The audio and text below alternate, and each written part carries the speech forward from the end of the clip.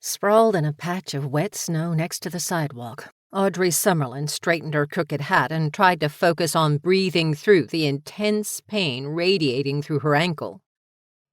Ouch, ouch, ouch! Fuck, that hurts! She plopped back on the ground when spots danced in her vision, despite the icy dampness seeping into her sweatpants. Her butt cheeks would be a pair of wrinkled prunes by the time she slithered to her phone under the bush several feet beyond her reach. Her cell lit up and Walking in a Winter Wonderland sang out from the flower bed in front of her porch. Go ahead. Mock me for slipping and falling on my ass. Levering up on her elbows again, she tested her ability to sit up without blacking out. But the music abruptly ended before she could scoot closer. Not helpful. Headlights flashed across her next-door neighbor's yard in the morning twilight, bringing a moment of warring relief and embarrassment. Sure, somebody might stop to help her, but what self-sufficient 58-year-old woman wanted to be told she should get a life alert necklace?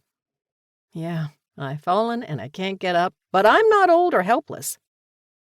The car crept toward the end of her driveway, its driver obviously more watchful of the black ice than she'd been. Before she could decide whether or not to wave her arms, the vehicle stopped at the curb and the window glided downward. A deep voice carried to her. Did you fall? Are you hurt? She nodded, hoping her savior was strong enough to help her to her feet, or foot, since her right ankle still throbbed like the dickens, and stiffness, most likely from swelling, was making her boot more snug than usual. At least a bad sprain. Don't move. He closed the window and turned into her drive.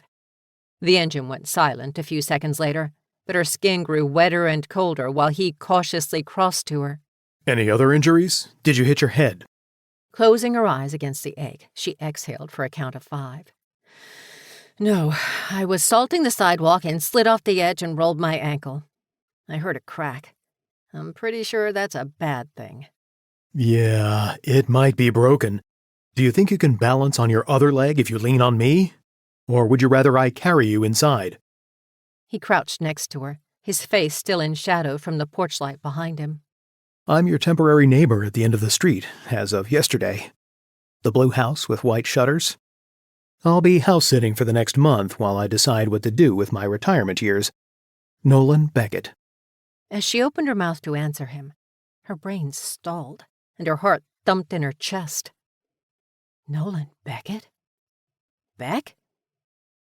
He couldn't possibly be the guy she'd had a torrid affair with in college.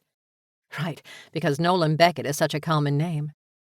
Their parting had been mutually agreed upon, meaning neither of them should harbor any hard feelings, especially after nearly 40 years.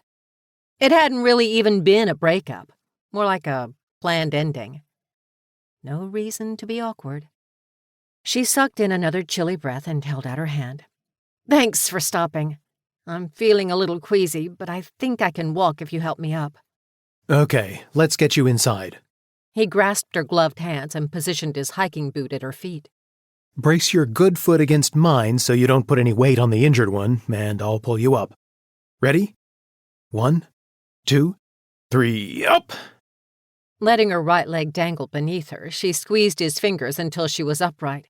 She wobbled, but he steadied her with an arm around her waist. The contact set off a different kind of wooziness, despite their coats and the renewed discomfort in her ankle. You look sort of pale. Grab around my neck and I'll carry you. He scooped her into his arms and carefully made his way up the steps. Is anybody else home? Should I knock first? It's open. Just go in. She drew in a shaky breath and blew it out for the count of 8. It didn't ease the pain, but it cleared her thoughts enough for her brain to work. Would you mind getting my phone out from under the boxwood after you take me in the house? It fell out of my pocket. Somehow managing to open the front door without jostling her, he stepped inside.